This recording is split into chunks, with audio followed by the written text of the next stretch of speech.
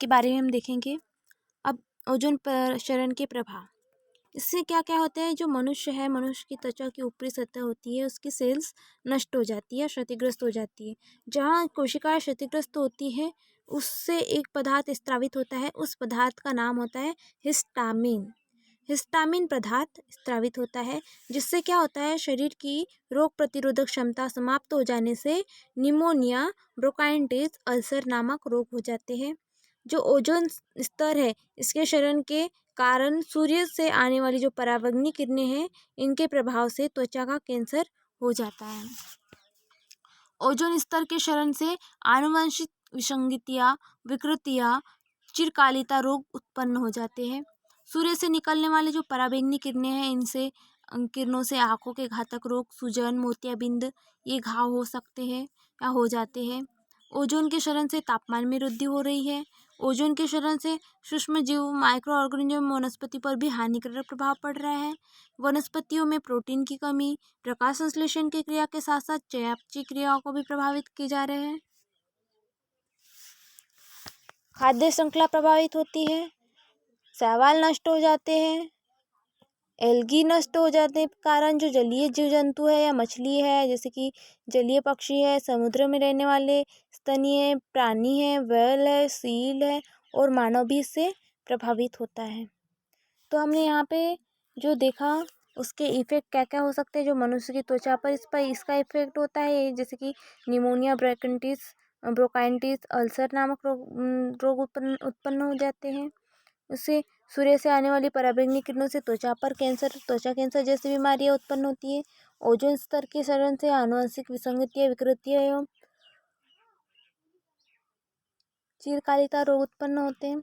जो सूर्य से निकलने वाली पराबैंगनी किरणें हैं, इनसे आंखों के घातक रोग, सूजन, मोतियाबिंद आदि घाव हो जाते हैं। ओजोन के क्षरण के कारण तापमान में वृद्धि हो रही है। ओजोन परत क्षरण के कारण माइक्रो ऑर्गेनिज्म, वनस्पतियों पर हानिकारक प्रभाव पड़ रहा है।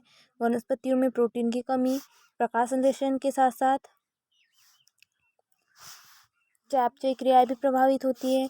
खाद्य श्रृंखला प्रभावित होती है। उत्पादक शैवाल नष्ट हो जाते हैं। एल्गी के नष्ट हो जाने से जलीय जीव में, जलीय पक्षी, समुद्र में रहने वाले, इन पर प्रभाव पड़ता है।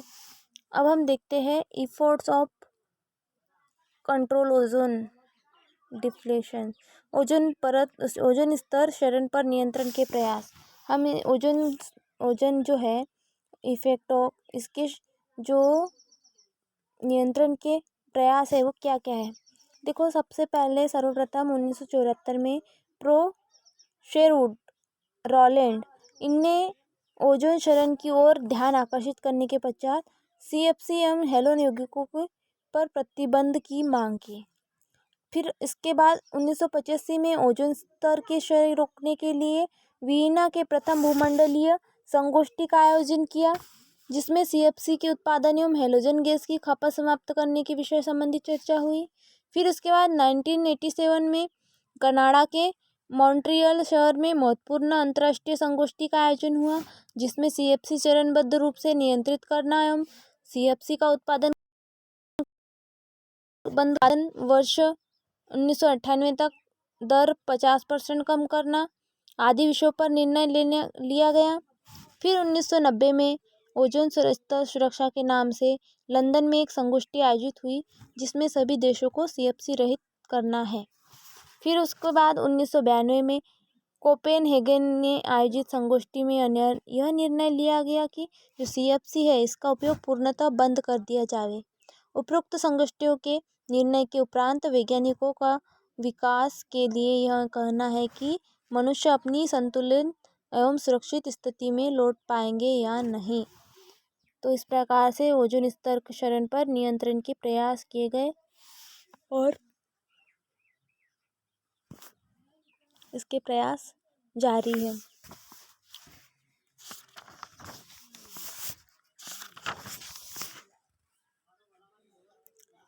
अगर हम ओजोन स्तर की बात करें, ओजोन परत की बात करें, इसका क्षरण कैसे होता है, तो जो पृथ्वी है उसकी सतह से 800 से 1000 किलोमीटर की ऊंचाई पर वायु पाई जाती है।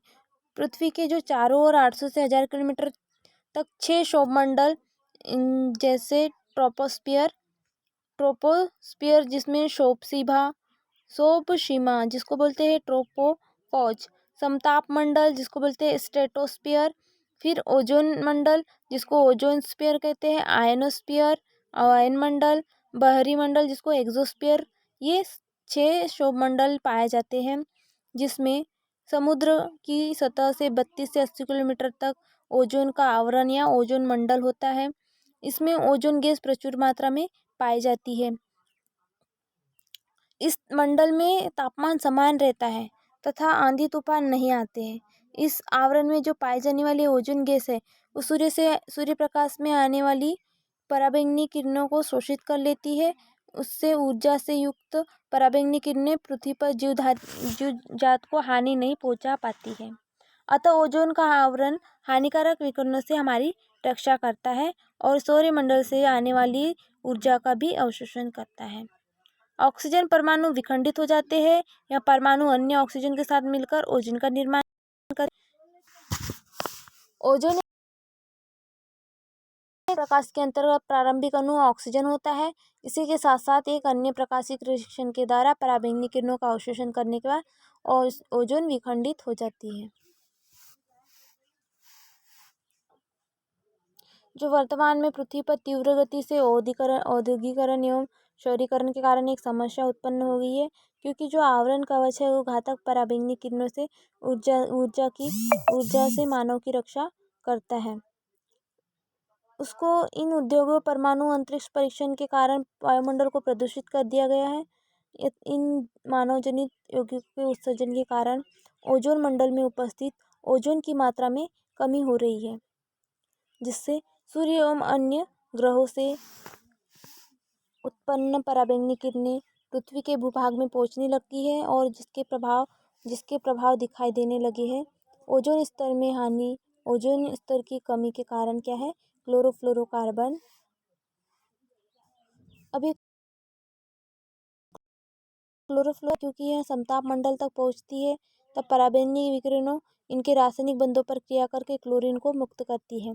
यह ओजोन से ऑक्सीजन एक परमाणु को पृथक कर देती है और ओजोन को असामान्य ऑक्सीजन में परिवर्तित कर देती है। क्लोरीन की इस क्रिया को निरंतर दोहराती रहती है। इस प्रकार CFC अणु ओजोन के हजारों अणुओं को नष्ट करती है। ऐसी लगभग 200 प्रकाश रासायनिक क्रिया होती है जो ओजोन की क्षति करती है।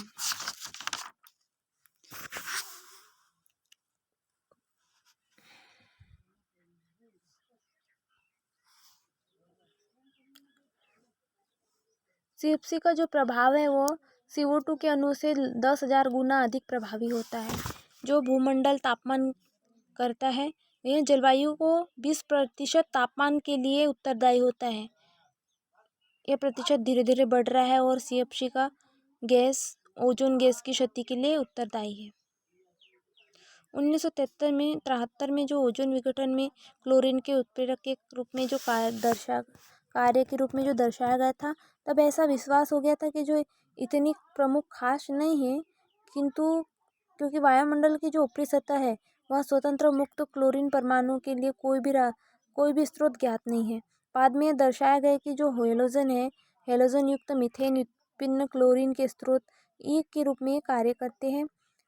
CFC, Cl3, CF2, Cl2 यौगिकों की प्रतिशक जिसको बोलते हैं रेफ्रिजरेंट एवं एरोसोल के रूप में उपयोग होकर विघटित कर क्लोरीन परमाणु बनाते हैं।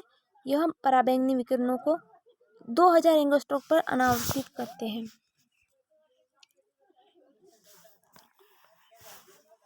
ओजोन स्तर के ऊपरी सिरे पर 2000 एंगस्ट्रॉम की प्रकाश तरंगदैर्ध्य उपलब्ध रहती है, जो CFCl3, CF2, Cl2 की मात्रा इस ऊंचाई पर उपलब्ध रहती है।